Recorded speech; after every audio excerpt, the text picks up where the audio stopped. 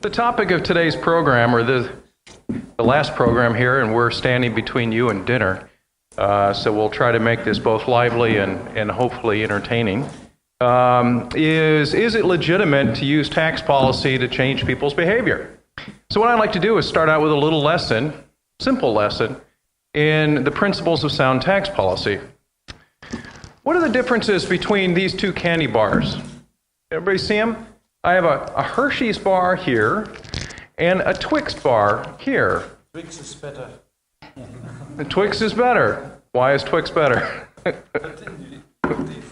Anybody know the difference? In most countries, this is taxed and this is not. In the United States, actually, this is taxed and this is not. In some countries, they're just taxed differentially. Why is it? In part, it's because rent seeking. This has flour in it. It is considered a baked good, whereas this is considered candy and thus subject to tax. It's one of those examples, a very simple one, in which politicians, governments, try to change our behavior, turning us away from candy toward, quote, baked goods.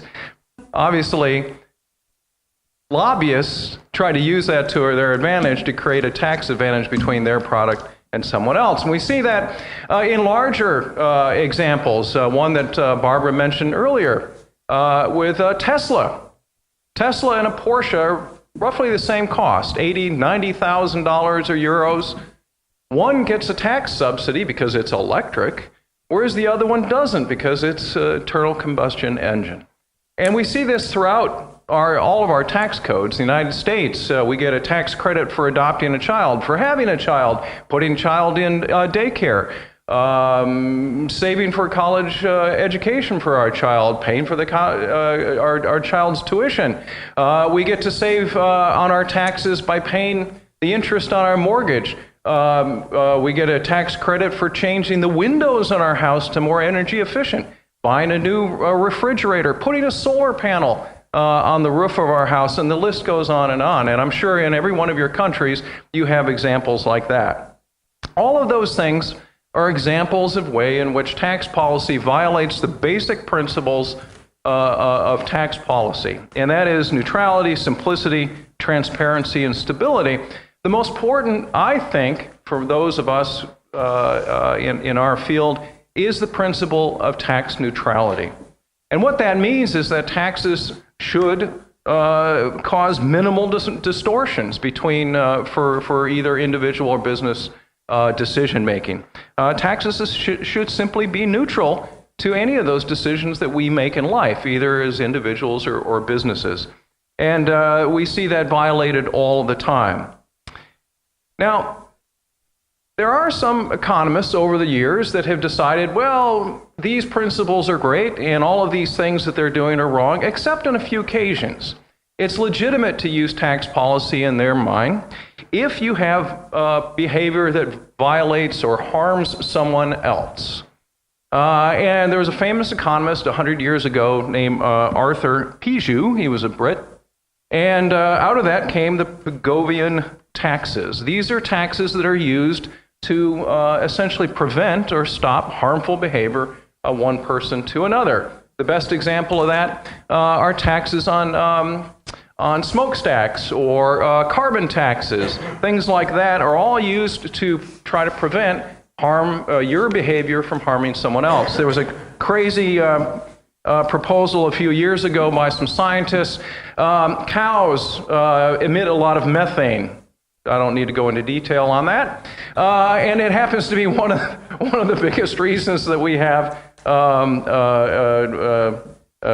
sort of global warming, I guess, is because of cows. And so they were proposing a tax on cows in order to force us to at least internalize some of the cost of eating beef, because it was causing global warming. Now, I happen to disagree with Pigovian taxes. I think they're difficult to administer and they're difficult to come up with a price. But in a way, from a libertarian perspective, oh, okay, I get it. You're trying to stop harming someone else, and so that's okay.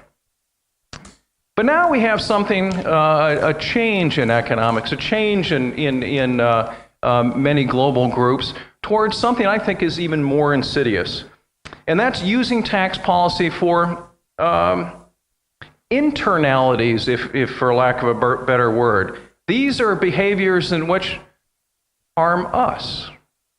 Things that we do that supposedly harm ourselves. And they want to use tax policy in order to stop that. The best example of that right now is a recent article that was written by the American economist Larry Summers. To improve global health, tax the things that are killing us. And Summers has partnered with Michael Bloomberg, the famous billionaire, and the World Health Organization to push taxes on things like sugary drinks, alcohol, tobacco, and other things that they think are increasing the prevalence of what they call non-communicable diseases. These are not things like Ebola or influenza or things like that. These are things that we do ourselves that they think are causing global harm. They think they're some of the biggest threats of our time. In fact, and this is how they intend to use them, as Summers says, fiscal measures in the form of taxes are underused. Yet we know they work for two important reasons. First, prices of goods matter, especially to younger and poorer populations. People, particularly the poor, will buy less if the price is higher. Second, taxes on goods can be educative and signal disapproval. And they are pushing these on a global basis that is unprecedented. Now, there are two problems with these kinds of taxes, I think, both practical, economic ones, and moral and ethical ones. Let's start with the moral and ethical. First, this is the worst form of paternalism or nanny state that you can possibly get. And there's a tremendous amount of arrogance here, too, of substituting their judgment for what others should eat and drink. It's an assault on free will and individual liberty. And they assume that you're too stupid to make choices on your own. Or as a parent, you're too stupid or neglectful to control what your children are eating. The other insidious thing about these is that they're taxes on everyone in order to solve the problems of a few. A few may have a problem with drinking too much Coca-Cola and becoming obese, but everyone under their theory gets taxed in order to solve that one person's problem. So they're essentially socializing individual problems. Now let's move on to practical and economic. And there are 6, I think, basic arguments that we can use to push back. And I'll summarize them and we can go into detail later. First, there's very weak evidence for this kind of intervention. There's little evidence of the link between sugary drinks and obesity. In most countries, actually, the consumption of sugary drinks has been going down while obesity has been going up. And yet, they're going to try to tax these things in order to address obesity. They're regressive for the very reasons that Larry Summers says we should use them. We're going to tax the poor for their own benefit. That's an incredible concept to me. There's the substitution effect. Oftentimes what we see with these kinds of taxes is that people substitute something else for soda or other taxed goods. In Mexico, for instance, they substituted beer and milk, and thus the actual consumption of calories stayed roughly the same, and so there was no effect on obesity. There's the contradictory claims. At the same time that we want to reduce the consumption of a good, we want to raise money to pay for health care or other kinds of social programs. They can't have it both ways, but that's what they're trying to do. And the World Health Organization is purposely going into developing countries to promote these kind of ideas in order to encourage them to raise more money to pay for their other social programs and giving this the false sense of hope. There's the economic harm. The incidence of the tax affects other people besides the drinker or the user or the smoker. They affect the businesses and workers who produce these goods. And the irony here is that this tax that's supposedly aimed at helping people ends up harming the economy overall. So there's a loss of social welfare for everyone. Lastly, crime.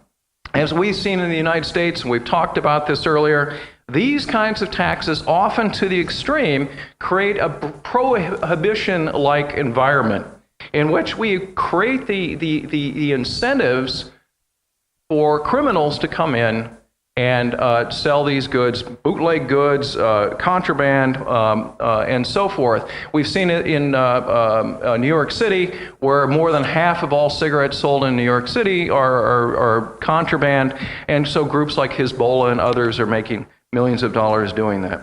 So in conclusion, it's up to all of us to push back in our country, our individual countries, against these kinds of proposals, but do our best to try to push back against the WHO and other organizations that are promulgating them. I'll leave you this last thing.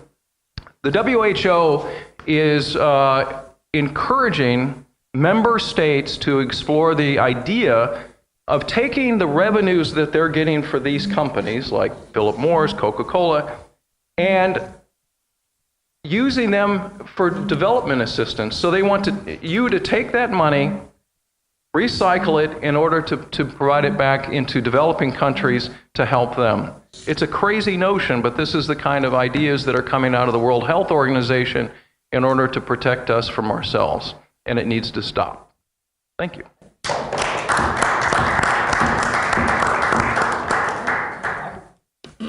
Hi, my name is Michael Williams, and I'll do a little bit of introduction to myself. I'm not an economist, I'm a business person. I'm in the area of finance and investments, but I have had long-time involvement in a program called the Leadership Program of the Rockies in Denver, Colorado, and we have been training future leaders, aspiring office holders, people who want to be influencers on the right, people who are generally considered to be free market oriented for years. And we found that these people, these leaders, didn't understand what a free market was. They didn't understand the principles behind a free market. So we created this organization called, as a subset of the leadership program, the Defenders of Capitalism Project. And so that's what I do, is I run the Defenders of Capitalism Project in Colorado, mainly trying to give people the historical and moral foundations of a free society. And in one sense, it was done out of self-defense, because you had these people who supposedly understood these principles, and they would take office, and then take office and vote for many of the controls, many of the taxes that you're talking about. So I would answer this question. When I first saw the question put before the panel, is it legitimate to influence people's behavior regarding taxes? My answer was absolutely not. The question of legitimacy is begging the question. What does that mean, legitimacy? Is it right? Is it moral, in my view? And in my view, all taxes are immoral. All taxes are trying to influence behavior. I know part of the idea behind the question is to talk about specific taxes on specific products and motivations to move people in certain directions. But in my view, all taxes are illegitimate. In the last panel, one of the questions or one of the statements that was made is it's hard to argue with a thief. But in my view, that's what taxation is. That's anti-mine because it's force. You're not making a voluntary choice. You're being forced to do something, substituting your judgment for what to do with your productivity. So I would end on that, just general point. It boils down to, do we live in a system under a system of rights, or do we live under a system of permissions? And I advocate for a system of rights that are absolute rights in terms of absolute property and absolute individual sovereignty. Thank you. Okay, Anders? Yeah. Could I have my presentation? Yeah.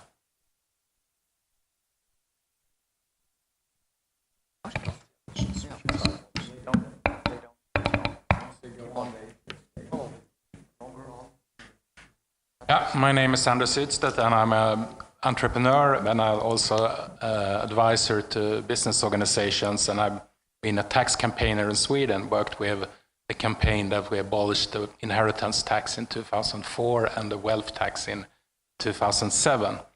And but I'm also, my wife and I, we own a Swedish political magazine, and that's also sort of a think tank, Svensk Tidskrift. That's a sort of our outreach also. I will give a free personal perspective on influence people's behavior and corporations' behavior. First of all, we tax things, as Scott talked about earlier, we tax things that we think is dangerous to people and harmful and so on. We have taxes to influence behaviors and that. But we also have taxes that influence the labor output and business corporations and saving and investments. And is that also to influence people to work less and to invest less? That's the question. And I think it's important perhaps to remember, we always know that Colbert talked about the goals and the tax system, which the tax system should influence as little as possible, also make people protest as little as possible. And in Sweden, there comes the old state budget. It's like this every year, almost a meter long. But the most important part is a little book from the finance minister that's called how the calculations are made. It's all the formulas and the ideas behind the calculations of taxes. And in this book, they always write, the politicians say, now we raise the taxes on tobacco, now we raise the tax on gas and so. But in this book, they always write down and say, we don't count with any behavioral changes due to tax changes on alcohol and tobacco and so on. They keep on discounting all higher taxes and so on. So there is this thing that's important to understand how they think about this. And my observation is that we go in countries like Sweden, of course, it's a fiscal interest also. They talk about this, but they want to raise taxes more like stealth taxes, actually. We have more and more taxes that are paid that we don't see at all. And the Swedish system now, we have a tax declaration, tax return that actually most people don't see. They only have to do a silent consent and answer through a SMS if your tax return okay or not. So they don't actually see how much tax they pay. So I think actually that's a really dangerous trend. Let's move on to my next perspective. It's about this digital tax. We talked about this morning during our workshop. I think the most interesting thing or dangerous thing with this is the idea to influence corporations' behavior. If you have taxes on where consumption is and not where production, IDs, IP, research and so on, then eventually corporations have to move to the countries where the taxes are paid because they have to deduct their costs. And that will influence corporations to move from perhaps smaller countries with better business climate to bigger countries with more sales. And those countries are mostly big, also higher tax countries. So I think this is really a dangerous trend to more tax harmonization, but also mostly to higher taxes. So it's really important that we do something to this. And I think I have my own view and my own message to Tax Commissioner Moscovici. I don't know if there are any French people here in the room, but my personal view is actually that we talk about that taxes should be paid where the value is created. And if you talk about wine, I think value is created when I drink it. I think the total value is created. Before, I think the value when farmers selecting fruit, cultivating soil, harvesting grapes, crushing, pressing, storing, blending perhaps or not, and finally bottling and so on, is totally worthless. Absolutely worthless. It's just water and rotten fruit. But in the interaction when I drink it, then it creates a value. And I think that's what I think Moscovici should think about, that view also on value creation. And I think the same goes to Bavarian cars. Don't you think so? Totally worthless until I start it and buy it. That's the view. And I don't think this is a dangerous view, of course. But I think you should think about that also. That's my Then I have I think this was a really good article in German Frankfurter Allgemeine Zeitung. I think that eventually this will be, perhaps this digital tax perhaps is if Europe can't be the world leader on internet businesses, we could have been the Weltmeister in taxes on digital business. So let's go to my third influence. This is how the European Commission and the tax department try to influence not only taxpayers, but also try to influence NGOs. And we talked earlier today about financing and so on. Last year I talked in Podgorica about how the European Commission are financing NGOs to campaign for higher taxes. And there was a big conference in Brussels last year. Scott and I attended it. It was horrible. You can agree? It was terrible. Terrible, totally. And now they're continuing. They will have 5 seminars around Europe to talk about fair taxes, starting in Latvia next week. So if you have, I think you should go to those conferences and protests. It's important. And so, but they not only want to influence NGOs and buy them. Now the next campaign, as I show in this picture, is Taxlandia.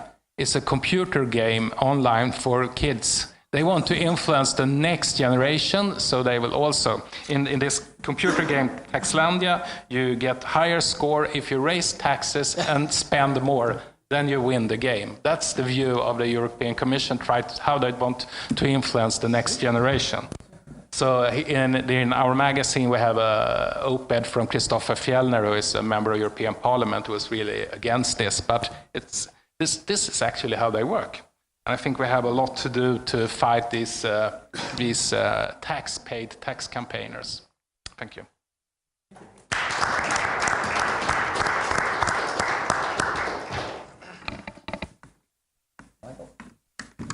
Thank you very much. But I think a Bavarian car, even if it's not turned on, it has a certain value. It's just a visible value. So you can touch it, you can smell it, and you know that you paid lots of taxes if you use it. Yes. And it's less subsidies. So I want to mix it with the European perspective and also our German view, because it's important. Germany is a bad example on taxation if it comes to taxation. So I always tell people, also in Czech Republic, do not copy any system blind. So the German system is not a good tax system. So it's good if you want to collect taxpayers' money, yes, but if you want to have a fair system, no. So in Germany, for sure, taxes is general revenues. So if you pay, we were discussing it yesterday, mobility taxation, Kfz-Steuer, so car taxation, it doesn't will not be spent for infrastructure, highways. It's spent for trains, for all other things too, so it's a general revenues. That's a problem. We have one thing, finally, I want to start with this. That's the solidarity taxation, and it shows how crazy systems could be. You see these 2 lines, the blue and the gray, okay? And it was implemented for to finance the unification of Germany. So it was solidarity, contribution, and it's a very, very symbolic character.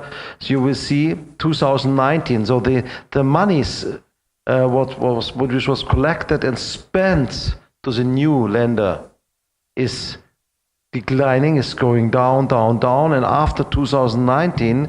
In 2019, it will end. It will stop. There's no money out of this special It's a unique situation that you're allowed to have a unique taxation for a special reason. They will not spend one single euro out of these revenues to the new lender. And the gray is always the revenues out of this solidarity tax. So you see in 2019 our finance minister gets more than 19 billion the reason of the unification financing and infrastructure and so on, but he doesn't spend it to this. And that's not fair. It should be stopped. And so that's what we are fighting for. It's a very good symbol and this chart to show how unfair taxes could be. And for sure it's possible to implement it, but it's not fair. But on the other hand, for sure, taxes could be used to govern. We have tax relief, tax depreciation, subsidies, what you mentioned already. But we are not in favor of this steering control. We dislike if taxes are used to motivate people in a direction. We are in favor of free market systems. And years ago we had this, what you mentioned, carbon. People were forced to buy diesel cars. Why? Because we wanted to reduce CO2 pollution. Now the European Commission, it's a different story. We have this Stickoxide, COX, what is the name? Stickoxide? NOx. And now people lost and will lose a huge amount of money because the value of diesel is going down and down and down in Germany, because diesel will not be allowed to drive into the cities. Even brand new diesels from Volkswagen, 1 year old, they won't be allowed to drive anymore, and that's not fair. It's not a fair system. So that's what we say. If they want to hinder us to go into the city, they can decide it, but then they have to refund it, to pay something back to taxpayers. It's not a fair system. First, to motivate people, go in such buy diesel, and then 2 years, 3 years, 5 years later to say, listen, it's really the worst thing you can do is diesel. That's not a fair system. We regulate too much. We are in favor of a market system. The market should solve the problem, and only if the market is failing, if we have not the right market, if even a monopolist is not willing to do something, then government should act, state should act. And we have some examples. We started with this energetic renovation to motivate people. It's a tax allowance. That's a good idea. We are not in favor of subsidies. We are more in favor of lower taxes, and then you have enough money to do things. But this could be a way if you want to govern. Yes, if people have not enough money, it would be the same with diesel now. They should and must do something to govern in the right direction, because they did before, they did the wrong thing. So, okay. And another example is very funny. In my home village, I'm a city council too, the village council. In Germany we have so-called Gewerbesteuer. It's a business tax, a special tax, and by constitution our villages have a right to raise taxes because they are independent and they need something. Otherwise they should get money only from Germany, but it's not the way we want to do it in Germany. So they have the right to raise taxes. Munich has the so-called business tax, 490, and we have 280. So no wonder that Intel and Infineon, it's close to Munich, my home village. It's directly. So with one step, I am in Munich. It's the same infrastructure, but you pay almost double if you have your corporate in Munich. So the bigger players come to my home village now. And I'm happy. I say thank you to Munich to increasing the tax. It's a good promotion for my home village, but it shows how taxes lead maybe in the wrong direction. And what you mentioned too, if you look, sugar, tobacco, fuel taxation. If politicians would be honest, it's just for an increase of revenues. Because for sure sugar is not healthy. If you eat 500 grams sugar per day, it's not healthy. If you drink maybe 8 cups or glasses of white wine. It might be healthy, maybe whiskey is not healthy, but you understand, then it's not You're healthy. creating but it's, value that way. Yes, but you create value, at least in the restaurant. So, but it's my personal decision. It's my personal decision. And if I drive too fast, I have too many accidents, my insurance, I have to pay more. That's okay. But I do not want that everything is regulated, and we have really to take action to avoid intellectual property rights and all these things, this taxation, IT taxation. It's just to get more revenues, and if you look, the consumer behavior is not changing too much. Finally, if it comes, what I mentioned yesterday, for those who weren't there, it's almost 15 billion tobacco taxation revenues in Germany per year, plus value-added tax. So it's more than 17 billion goes to the national budget. And our national budget is increasing every year. We do not have a revenue problem, we have a spending problem. And that's the problem we have with politicians. If they see the money, it's like alcoholic. If he sees alcohol, he wants to drink it, and we have to put it away. You have to take the power on spending away of politicians. And finally, maybe to end with, in reality, for instance, in Germany, taxation and what government is doing is violating constitutional law. And most corrections come now by constitution, what is very funny. So, and we bring, as a Taxpayers Association, we went to court. We cannot do it as an institution, surely. Consumer protection associations can do it. I'm really angry on this difference. So we look for one case. Who is paying, for instance, inheritance tax, and then we go to court, and corporate income tax, and also tax allowance. We went to court and we won. And now with the solidarity taxation, we went to court too, because by law, if the use of this taxation is not existing anymore, 2019, it should not be taxed anymore. And that I hope, please wish us good luck that we win.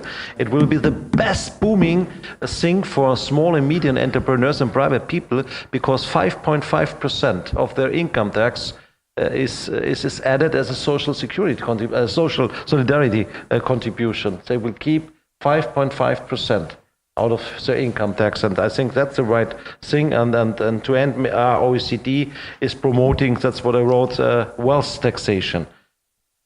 How crazy these people are. I always say in our German lectures, poor people will not become rich if you make the rich people poor. And distribution of wealth is not a motivation. We have to invest in education, in best opportunities for people, for young people, but not to cut down small and medium entrepreneurs and wealth.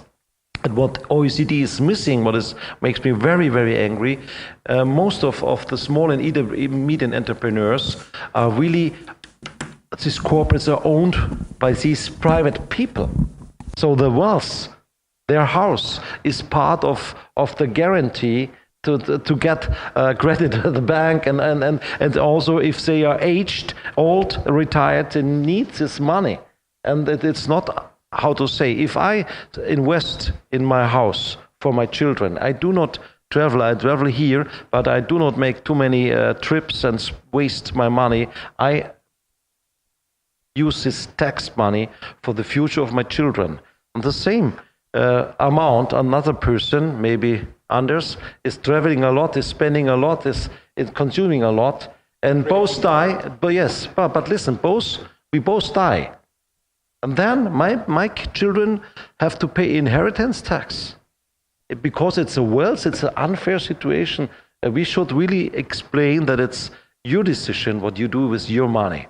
It's not unfair, and then we should really fight, and that's important. So otherwise, taxation is still misused, and we have to fight for transparency. We have to fight, like you did, against inheritance tax.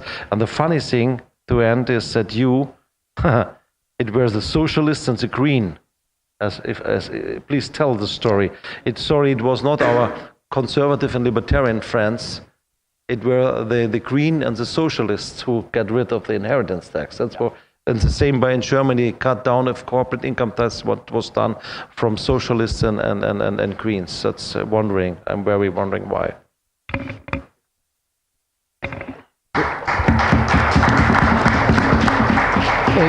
Some of you might be surprised that James Buchanan, who was a public choice scholar and very ardent supporter of free markets, was in favor of inheritance taxes. So, but in any case, it's very interesting what Anders said. I mean, it gives up the game, doesn't it? When the tax authorities say they don't take into account a change in behavior, because it's not what the point is. The point is revenues.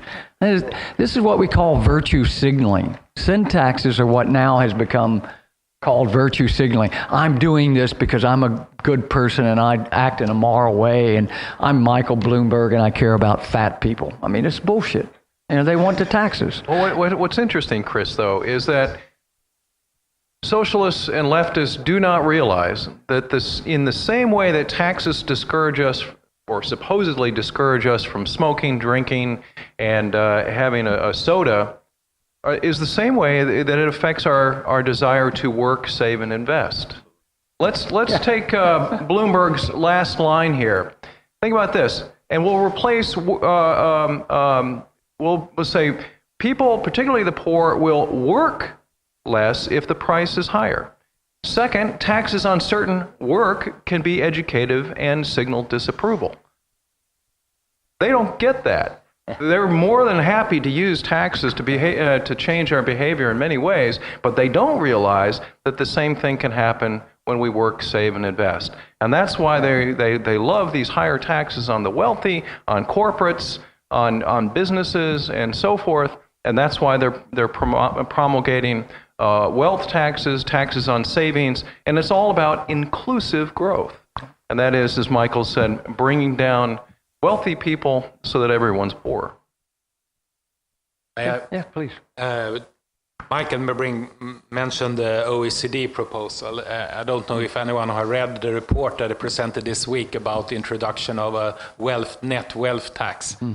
They have in OECD, it's 3 countries actually that have the wealth tax, but the OECD thinks that all countries should reinstall this tax. But they say in the whole report it's 4. And on page 47, they have a small letter say, France abolished the wealth tax January 1st, but we don't take that into account in this report. So they try to get the picture of 4. And then they talk about the result with a wealth tax is correcting inequality. Correcting inequality. Yeah. Well, that's the point. That's interesting to see how organizations like IMF and OECD have switched into totally socialist well, they don't campaign pay groups. They don't pay individual income taxes, so they don't personally have any sense of it. I just want to add something. What is really important? You have always said why we want to distribute and to publish. Who is paying taxes and because you pay 42% average if you have 60,000 euros per year. So, and the funny thing is, if you listen to the socialists and politicians, rich people should pay more. But per definition, in average, if you earn double of the average earner, it means 3,600, 3,800 euro. You will be statistically rich in Germany. So I always ask these politicians, who should pay?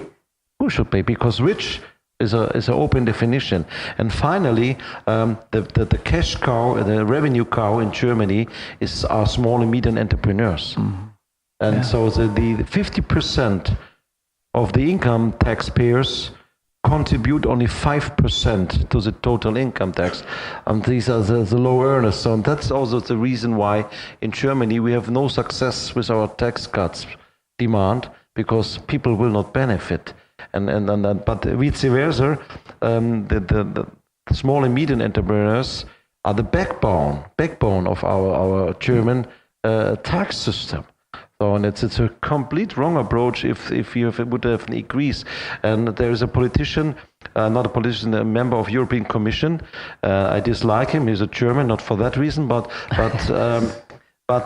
he did a good job when they tested value-added tax, different systems, and to make a new system for value-added tax. But he said to me, Michael, listen, if we get the job to talk about inheritance tax on the European level, I think we should do it. It's unfair, and if you have 1 million as an inheritance, you can pay 25%. I was so angry. And the same with 1% wealth tax. It sounds nice, but if you have 1 million, it's 10,000 per year. Yeah. So it's not fair. Our wealth tax would not be fair. And then that's a big problem for us. And I'm not sure if we will have the majority behind us, because it sounds smart, but in reality it will destroy wealth, and it will destroy growth. It's one of the great failures of modern public finance teaching, that the concept of taxation being a redistributive tool. It was not, I mean, in the beginning of the ideas of what we were expecting from a democratic state, it was to pay for infrastructure and things like that, defense perhaps. But now it's all become about redistribution, and we have to be very careful with this. And I think one of the comebacks that's not often used is that progressive taxation, and indeed a tax on wealth, violates one of the basic premises of the rule of law, and that is that equals should be treated as equals. That they're, and if you look at whether it's Islam or Christianity, God handed down that you should have a flat tax, and the reason he did, God's a smart guy. He just said, well, if we make it 50%, they're going to quit the church, or the confessional will be overrun, because people will have to do something. So, but being rich is just an attribute. Why don't we tax people with white hair? Why don't we tax women higher than men? Why don't we tax tall people? But somehow this has been brought into the public finance literature that this progressive taxations are reasonable and just. They're not. It's arbitrary. And we need to attack it that way. One of the things that's interesting here, though, is the OECD knows better. This is the 10th anniversary of a seminal study from the OECD called Taxes and Growth, in which the OECD economists set out to find the taxes that are most inducive to economic growth. And they determined that the corporate income tax is the most harmful tax for economic growth, and that is because capital is so mobile. Individual income taxes, high progressive income taxes, were found to be the second most harmful taxes for economic growth, followed by consumption taxes, followed by property taxes. So they know this. And it's a powerful study, and they have lost those lessons. My reaction to that, though, would be that in the broader sense, the economics is settled. The free market is, if you want health, wealth, prosperity, happiness, any supposedly social good, you have a free society. And that economics is settled. It's the question of whether it's moral or not. That's why I ask, the premise behind the question, are these taxes, whether it's on sugar products or tobacco products or whatever it might be that we're consuming, are those taxes legitimate? Should be further drilled down to say, are any taxes legitimate? Are any taxes moral? All of those, in principle, are a replacement for my judgment as an individual.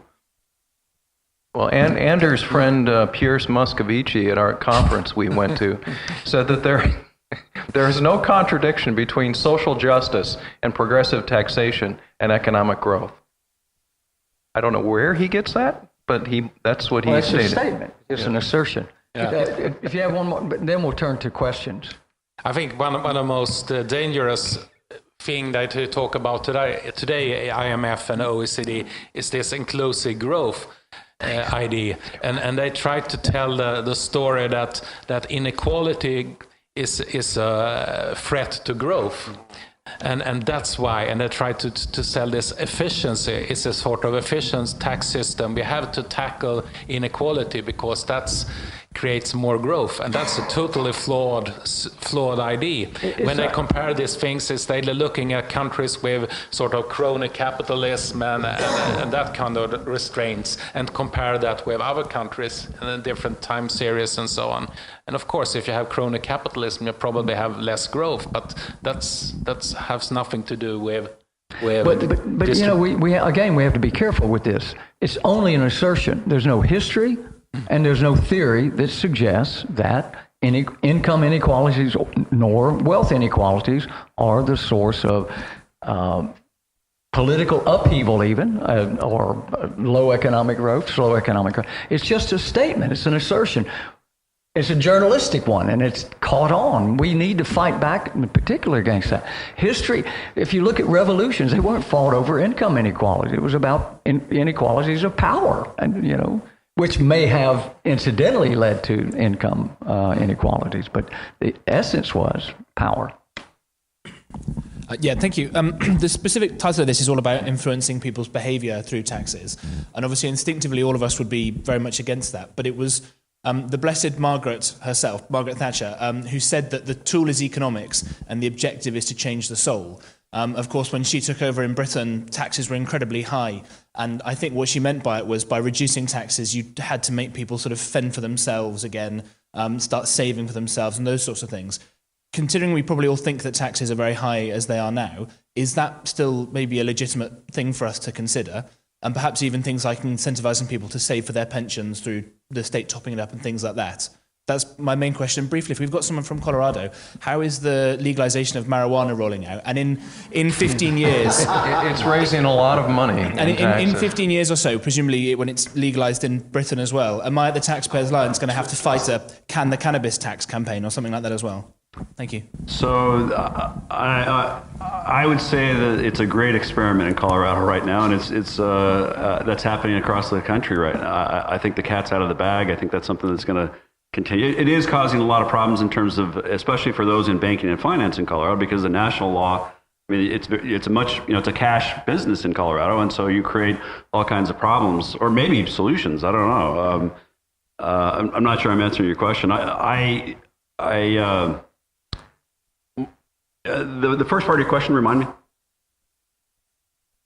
Kind of good libertarian way. Well, I think you can. I mean, I'm making a universal, you know, abstract principle, and most people in this room are shaking their head. Yeah, that makes sense. But let's talk about reality. I mean, if you want a reality, ask Dan Mitchell. He's got a pretty good plan for how a tax plan will work. But my position is that you need to have an ideal. You need to actually articulate an ideal, and that ideal is, first of all, saying what is right and what is wrong, and the use of force against your fellow man is wrong, and that's what taxes are. And therefore, what you do is, the way you construct a policy between today and more of an ideal society is you continue to point toward that, and maybe you use more uniform taxation, low uniform taxation versus, you know, taxing different people and different products in different ways. Anders? I think it's easier to get rid of narrow tax bases. Broad tax bases and invisible tax bases is more complicated to get rid of. And I think the politicians actually know that. That's why we have higher social contribution taxes, and we'll look into more VAT in the future and so on. Yeah. So the stealth taxes, I think, is the political future. And for us, actually, it's easier to get rid of narrow taxes on and so on. But so complicated. Ah, okay. Yeah, it's tragic in a way that this decriminalization has got nothing to do with making people's lives better, or letting people escape prison. It's revenues. I mean, and that's what will win the argument, I think. And that's this experiment. The greedy bastards are going to see that, we can get that. May I come back to the big picture? I just have an OECD tax news alert info in front of me. Enhancing the taxation of personal savings and wealth to support more inclusive growth. Yep. Webinar Thursday at 12, etc., etc. And there are a bunch of reports for that. How are we going to address that? Yeah, well... Scott. I mean, that's Yeah, we have to push back on the OECD and get them back to their original mission. Give Dan a travel budget. Yeah. Tax to OECD. They are on the tax stamp today. Yeah. The OECD is really often taking on the agenda of the G20 and others, and so they're being pushed in this direction by the French, the Germans, the Americans, and so forth, into this inclusive growth concept and getting away from their original mission, which is to simply provide countries best practices for the kind of policies that lead to prosperity and economic growth. And they used to have a great program called Going for Growth, and it was pushing that agenda, tax reform, trying to lead countries toward tax reform, lowering corporate taxes, lowering the cost of capital, and they've gotten away from that. And now their agenda is trying to tax to the maximum extent corporate income, preventing, quote, base erosion and profit shifting, i.e., companies voting with their feet. And I think that it's going to have a profound effect on dampening economic growth globally. Barbara, I think maybe we should fight them with their own figures, because we financed several times a study done by Richard Feder, Taxation Economic Growth, based on the OECD figures. And it's a very, very simple. If you want to download it, it's on the European Taxpayers webpage, you can find it. And if not, send me an email. I sent you the last edition. And the message was very simple by OECD figures.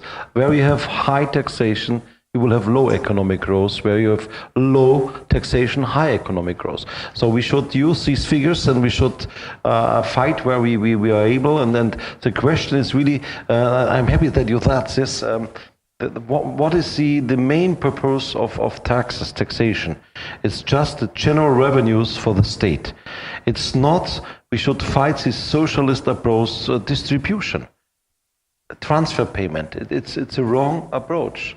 And that's how it should be done, because that's the biggest problem. And in Germany, what I explained, with if 5% only contribute, 50% only contribute 5% to the income tax, these people are in favor of transfer payments, and that's why our government is spending more and more in the kindergarten for free, and education, university for free, and that's really a high risk. And they want also to get rid, socialists, of the private health insurance system, a governmental, everybody must be in the same equal way. Everybody should be equal, and I dislike it.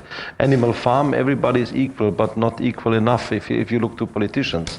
So for that reason, my demand would be first to look to the countries in our home country to this tax exemptions, tax-free amount of politicians is really high, and I have to declare everything, every single expenditure I must declare, and they do not declare. And so I think we should start to fight politicians as these ugly socialists willing only to distribute. I was listening to that, Barbara, to that webinar, and I was horrible.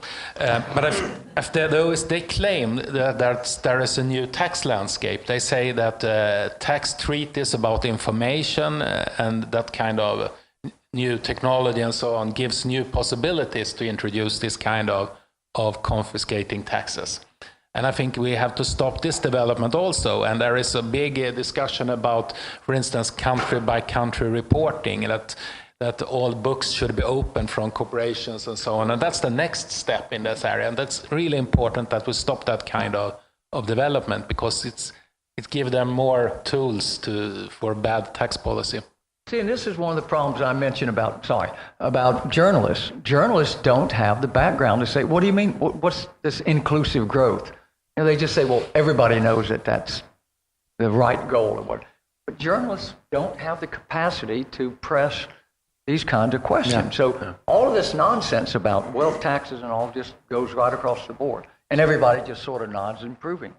But also academics. There are a lot of academics that think that's a problem, that we don't tax wealth, because then we have not so much data on wealth distribution. Can I just follow up with Barbara's question, though? I asked a similar question to an acquaintance of mine who used to work in the tax department at the OECD. Her recommendation to us was to work within our respective countries, because the OECD really does the bidding of the country, so they don't tend to act on their own per se. So if we Where's the pressure point? well, then we have to work through our finance ministries and others. I know, but ultimately, those are the ones who are asking OECD to do this stupid stuff. And unless we can get them to stop, they're going to continue to do it. Now, I'd like the U.S. government which pays 20% or 25% of the bills, to use our leverage of our contributions to get the OECD to stop this nonsense. Yeah, thanks. The rational arguments, the sensible arguments, and the principal arguments, I think you'll find everyone in the room is nodding. I've made them in print for a while, and there's 3 arguments I always get back, and I just want to run them all by you really quick and see what your answer to them is. One you'll be familiar with. This is in defense of taxation. Oliver Wendell Holmes' famous quote that taxation is the price we pay for civilization. You've addressed the inequality issue, but in the rhetoric they're using, they're calling taxes an investment in rectifying inequality. How do we counter that argument?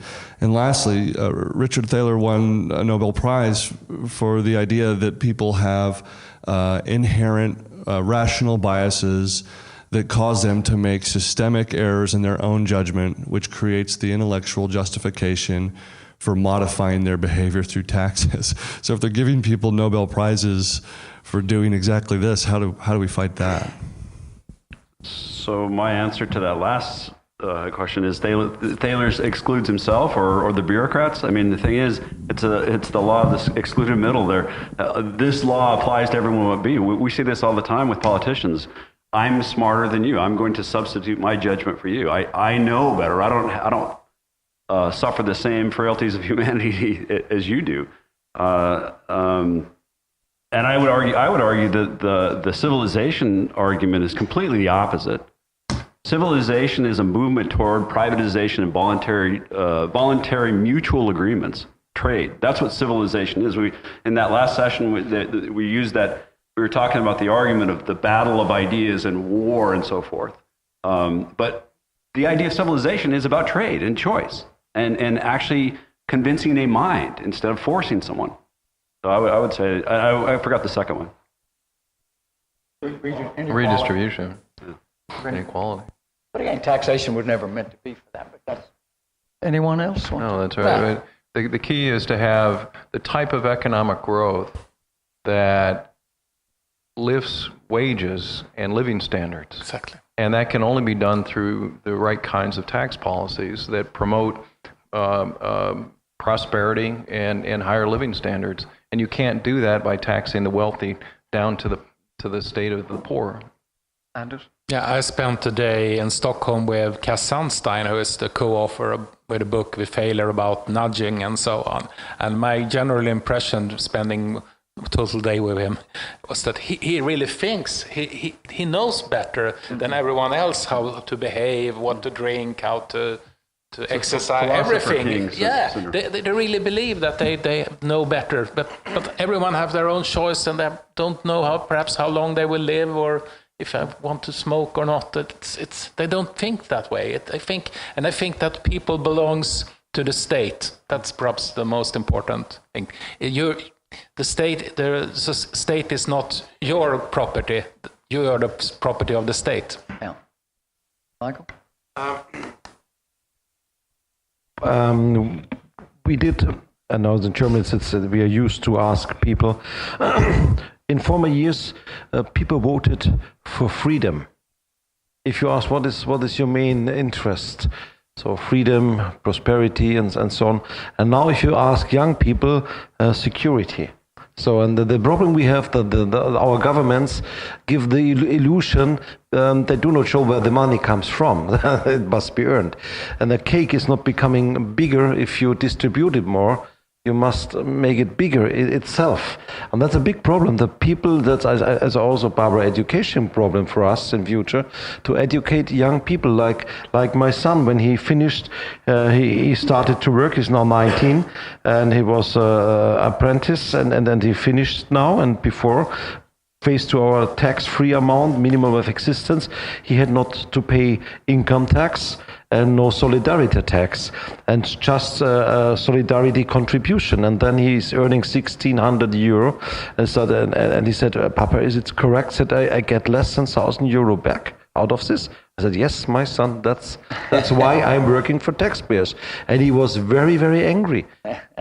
And so that's the best. What we not to tax my son, but he understood it. He understood the lesson. He got it, and that's really not fair. And it's unfair what I explained. If they want to manipulate us, people buy diesel face of CO2, and then 5 years later, diesel are not allowed to drive in cities, and we lose lots of money. It's not fair. Okay, Dan? One comment and one question. My comment is the OECD is worse than you think, because the part about taxing wealth for inclusive growth, they're actually arguing in all their pro-tax studies now that making government bigger in and of itself is good for prosperity. That's actually now their position. They're open about it. And frankly, I don't think there's any way you change them. The only hope is to defund them. They also make the argument that inequality is bad for growth. So that's another reason why you have to have class warfare taxation. Their studies on it are incredibly shoddy. It's astounding. But my question to you, Michael, is you had your slide up there about, I guess, the unification tax and how the revenues are going up and up, but the actual spending on unification is disappearing. When they first did that tax, did they claim it would only be temporary? In principle, yes. That's the question. The question is to limit it or not. But now the Constitution, we went to Constitutional Court, and it's in the second round, let's say like this. And the problem we have, I can show you. Government is now the problem here, because they couldn't spend. That's the problem, and I think that's why we will win. Because it's a special right for a special reason to implement this contribution. You can do it in a difference. You could do it, for instance, even for CO2 if they want. Yeah. But if you fulfill it, and if you do not spend, there's no reason for it. That's why we went to court. Okay, well now it was legal. Okay, so if I'm Angela Merkel, why don't I just spend more money on unification next year and just say, okay, I'm going to spend money on, even if it's made up reason, even if it's dishonest, why doesn't she just say, oh, I'm still spending money on reunification, so the tax is okay? Because it's a big part of the national budget. It's a big part. It's not. It's very smart. 19 billion for free for the finance minister. And if you look to the grey and to the blue amounts, more than 14 billion. Milliard is Germany. The German billions is revenues, and spending is 156. So that's a windfall profit for our finance minister. So the so-called zero balanced budget and black zero is coming from these revenues. Yeah. And it's not fair. And that what we demand is at least give the difference back to taxpayers. And if you do not spend, if you do not invest, we have to stop it. Maybe we will wonder if the Constitutional Court will accept that they still that solidarity contribution will exist, be continued. I would be wondering, but I hope not, because it would destroy my view on legal system in Germany. Octavio? Well, okay. Yeah, no, Octavio. Thanks. My question is, do you think, if you look at the last 5 to 10 years in the West, have we made progress in terms of reducing taxation or not? I'm generally not sure, because there's some tendencies that are good, like, for example, Macron abolishing this wealth tax, and Belgium is reducing its corporate tax rate. I think Finland has, Trump will, or he has decided, and Macron is also planning to. So there's some positive signs, but maybe also some negative. So I'd like to hear your thoughts. It was positive. But if you look now to the tax trend on the European level, harmonization and increase of taxes, it's going in the different direction now. And that's why we have to fight for tax competition.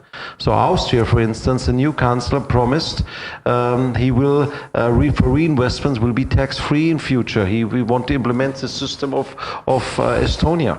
And it put pressure on us. But the trend on increased taxation it's turned around. It turned around. You have to just look the newest tax figures. They start to increase taxes. They start to increase taxes. Okay. Yes. Just a quick comment. I would say that you can observe some marginal improvement, but it's out of context if you don't look at the spending side of things. I mean, ultimately there's wealth transfers going on, and if you're borrowing from the future or if you're creating inflation, it's a tax in and of itself. You can lower taxes, but if you don't actually look at the spending side of the equation, you're still transferring wealth. Yeah, I'm really curious to see what's going to happen now that the United States has lowered its corporate tax rate from 35% to 21%. A lot of countries like Germany and France have been able to hide behind the United States high tax rate. And I'm wondering if now that they've been sort of smoked out, they can no longer hide behind us, whether it's going to have downward pressure on them as well. The left fears most a race to the bottom, they call it. And I think it's incumbent upon all of us to give them that. To do everything we can to push tax rates as low as possible, starting with corporate taxes, because they're the most harmful for growth. The more we push, the more we force these countries to lower their corporate tax rate, the better that is for global economic growth, and the more it smokes out the left. And then they can't, enforce their policies. I must admit I have a biased way of thinking. When someone asks me for more money, I instinctively tend to ask him in response, what could you give me in exchange for that? And this applies also for the state. When asking for more taxes, I tend to imagine what great benefits I could take from this money. I come to, I further at the beginning of the discussion, a comment from Scott about Pigouvian taxes. And it still bothers me the example with the cows. Cows which were found guilty for their emissions which add to the global warming. And I tried, as an economist, to try to reconcile this image of infamous cows with the principles of fair and reasonable taxation. What can we make with the money we collect from taxing cows? Should we buy them better pills for improved digestion? This is one question. And the second question, how can we reconcile the good old principle, no taxation without representation? There you go. Should probably end on that note. May I answer the second? Yeah. Well, it's time for us to go add some value. Yeah. Stop European Union taxation. We could take one more question, or we can. It's your time.